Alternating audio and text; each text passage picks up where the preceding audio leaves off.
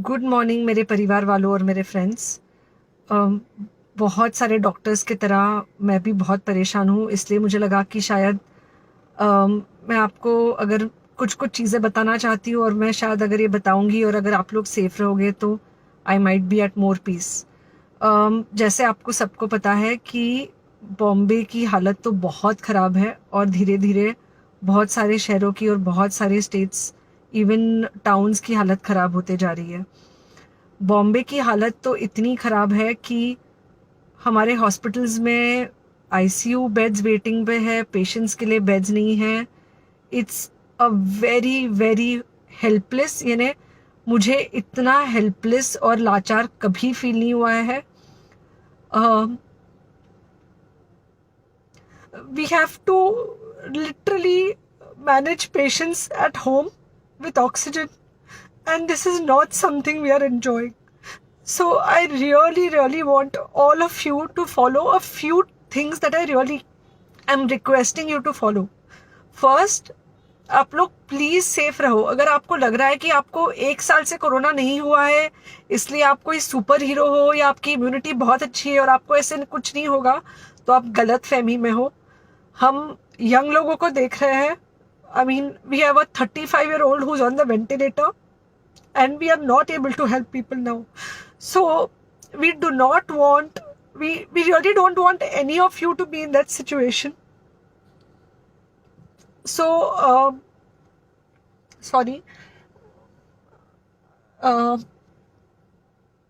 I think ये जो emotional breakdown है हम डॉक्टर्स में अब सबको कोई ना कोई समय हो रहा है, because we not been so helpless. Okay, so most importantly please take care of yourself. Right now COVID is everywhere around you. Okay, तो अगर आप घर से बाहर निकलो, maybe you meeting your friends, maybe you meeting your family, it does not matter, you have to be masked.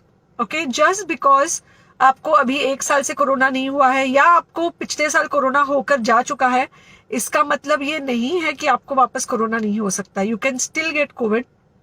तो please keep yourself very well masked at all times. अगर आप घर से बाहर निकल रहे हो तो घर के बाहर निकलो, मास्क होना चाहिए। मास्क सिर्फ इधर नहीं, मास्क पूरा नाक से पूरा यहाँ तक होना चाहिए। दूसरी बात, अगर आपको कुछ होता है, अगर आपको बुखार आता है या कुछ होता है, पैनिक मत होइए। Do not get unneeded investigations done. Get in touch with me obviously immediately.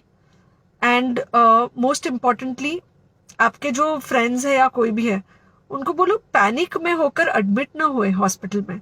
फिलहाल जो सिचुएशन है वो ऐसी है कि बहुत सारे हॉस्पिटल्स में स्टेबल पेशेंट्स एडमिट हो रहे हैं और बहुत सारे लोग जिनको एक्चुअली ऑक्सीजन की ज़रूरत है उनके लिए हमारे पास बेड नहीं है। इनफैक्ट हम लोग घर में लोगों को ऑक्सीजन देके मैनेज करने की कोशिश कर रहे हैं, और ये हमने पहले कभी नहीं किया है कि हम इतने सारे लोगों के लिए बेड्स ढूंढ रहे हैं, इतने सारे लोगों को घर में मैनेज करने की कोशिश कर रहे हैं। So please leave beds for people who actually need it, who have pneumonia, who need oxygen, and who will need to be under very close medical care.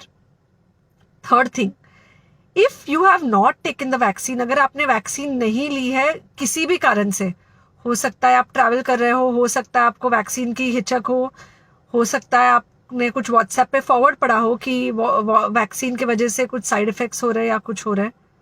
It's untrue. Please take your vaccine.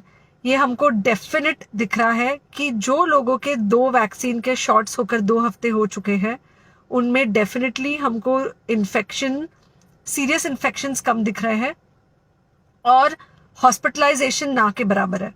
So the vaccine is definitely helping. Okay, so take care of yourself, do not take COVID-19 lightly.